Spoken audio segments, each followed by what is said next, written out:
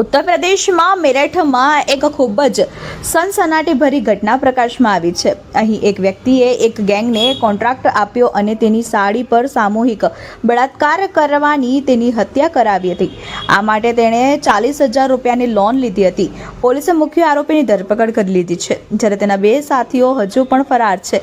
આરોપીએ પૂછપરછ દરમિયાન જણાવ્યું હતું કે તેની સાડી તેને બ્લેકમેલ કરતી હતી, જેથી તેણે કોન્ટ્રાક્ટ આપીને તેની હત્યા કરાવી છે। ઉત્તર પ્રદેશના મુઝફ્ફરનગરમાં એક હચમચાવી ઘટના પ્રકાશમાં આવી છે। અહીં એક વ્યક્તિએ તેની સાડીની હત્યા કરવા માટે 40,000 રૂપિયાની વ્યક્તિગત લોન લીધી હતી। આ પછી આરોપીએ પીડિતા પર ગેંગરેપ કરવા માટે 2 લોકોને રાખ્યા અને પછી તેનું ગળું દબાવીને હત્યા કરી દીધી હતી। આ પછી મૃતદેહને પેટ્રોલ છાંટીને સળગાવવામાં આવ્યો હતો। પોલીસે મુખ્ય આરોપીની ધરપકડ કરી લીધી છે, જ્યારે તેના 2 અન્ય આરોપી હજુ પણ ફરાર છે। જોતા રહો Surat crime news director Jaysinh Darbar સાથે।